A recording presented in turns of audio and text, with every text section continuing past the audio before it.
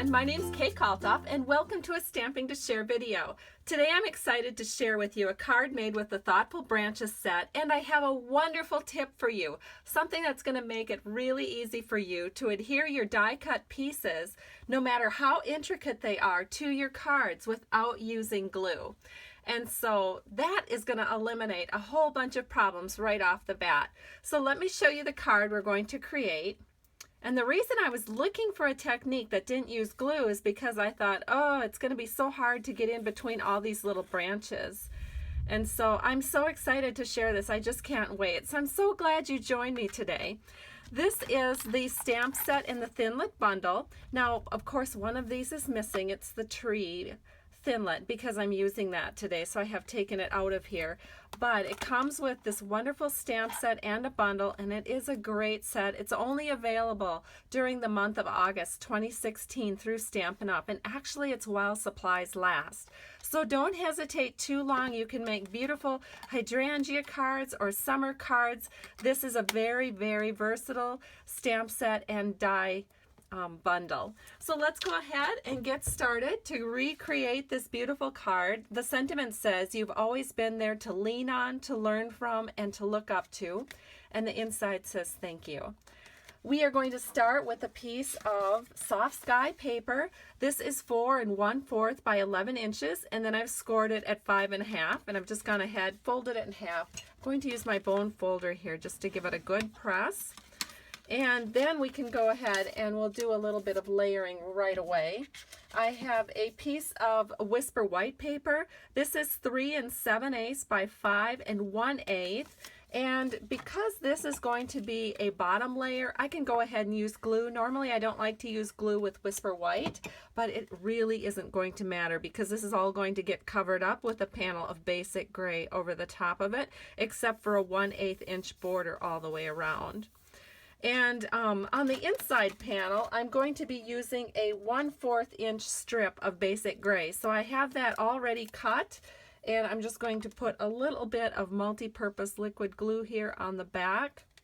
And we are just going to set this in, oh, I don't know, maybe about 1/4 of an inch from the edge. And then I'm just going to flip it over, and I'm going to use my scissors to trim that even with our edge.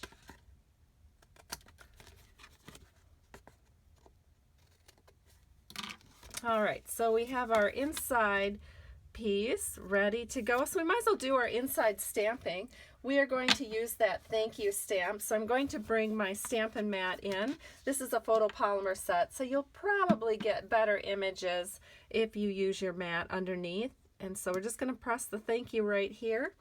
And now we have that inside panel complete. So we're going to set this aside because the next panel that we're going to work with is our basic gray panel. This is 3 3/4 by 5 inches, and we're going to run that through the Big Shot machine with the Woodland embossing folder. So that is already done for you. I went ahead and ran that through, so it comes out looking like this. So what we're going to do is we're just going to go ahead and we're going to put that right onto our card, and I'm going to just go ahead and glue that.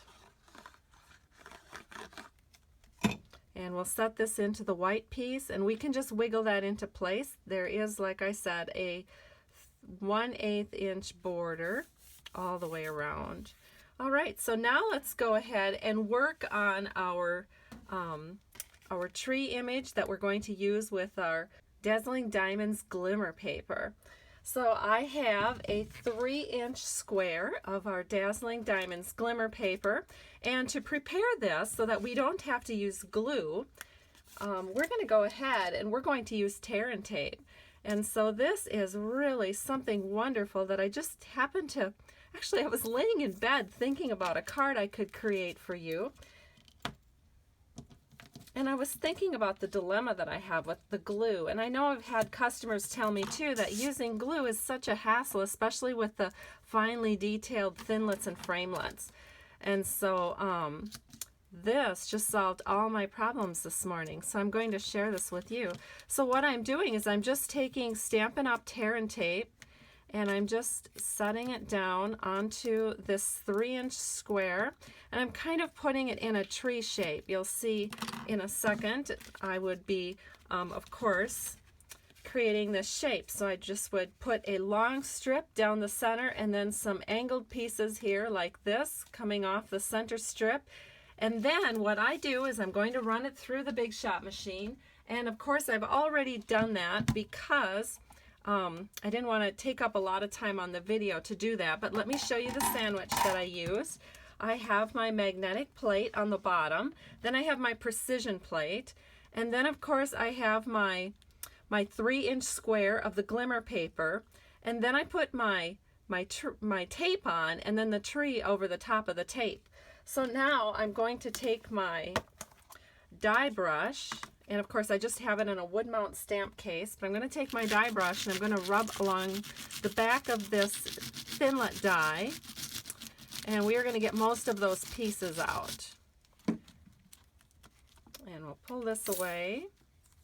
And let me show you how wonderfully this tear and tape works on the back of your Thinlets and Framelets.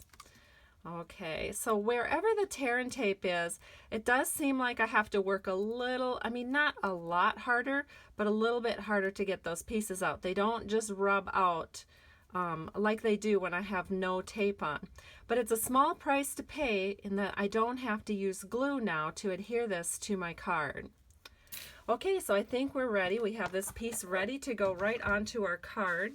So let me bring the card into the picture and get this out of the way. Oh, and you might notice my plate is very warped. I've been using this for several months now. It doesn't matter that it's warped. It cuts just as well. Just set aside one plate for cutting with your precision plate. Okay, so here's the card we're doing. Here's the card here's the card that's done. Here's the card we're doing. I'm so excited about this technique. I just am getting all mixed up. So now I can just go ahead and I'm going to pull off all of these little strips, and actually they come off really easy. It's surprising.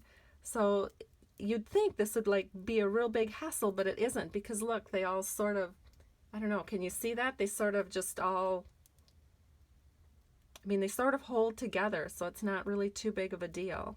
Here's another big piece. And another piece, and I think we've got them all. And now the back of this is very sticky. I see a spot that didn't get poked out. All right, so now it is ready to go ahead and put on our card. And again, no glue required, just the tear and tape. So this is wonderful. You don't have to worry about the glue eking out between the branches. And it's on really, really good. This is not going anywhere. I would not be able to lift this off now to reposition it because it is stuck solid. So I'm just really, really excited about that idea. And I thought, well, you know, there are some other pieces in this die. How would it work with other pieces? So I did try it on this tree canopy, or it could be a hydrangea. And let me just show you what that looks like. So this is envelope paper, so it's very, very thin paper. But look at that. This is the back. And when you want to adhere it to your project, all you have to do is pull up on this tear and tape. And look at that. It all comes up and away. And then you're just ready to go ahead and put it on your project. But I did want to show you how awesome that was. And so another use for our tear and tape. So I'm really excited about that. And I hope that you are too. Now we're going to go ahead, and I have already gone ahead and done this. I use the Stampin' Up! New Layering Ovals, and it comes with both straight edge ovals and scallop ovals, so for perfect layering. And I used the second smallest oval for my sentiment and the second smallest scallop oval for the border around the sentiment. I did cut this out with our Glimmer paper, and this one of course is in Soft Sky. And then we can just go ahead, and I'm just going to actually use a piece of tear and tape on the back, because tear and tape sticks really, really good to Glimmer paper. You could also use glue dots. However, I would not recommend snail, and I would not recommend glue. It will not hold on your Glimmer paper. So if you're wondering about the sandwich that I used to run this through the Big Shot. It was very easy. I just used my magnetic platform. I put my cut plate down. I put my pieces that needed to be cut, and then another cut plate over the top, and ran it through the Big Shot machine. So this is ready. Let's go ahead and put that on with some dimensionals. I think 2 dimensionals here today will do the trick. So we're just going to set this in on the left hand side. Perfect. And then we're going to go ahead and, using some rhinestones, we're just going to pull up a few rhinestones and just set those randomly on our project. I just kind of like doing things in 3s or 5s or 7s. It just looks nice when you have an odd number. So here is the card I've just completed. Here's the card I had done in advance, and I hope you've enjoyed creating this card with me today. And I really hope you enjoyed the tip about not having to use glue on these detailed die cuts.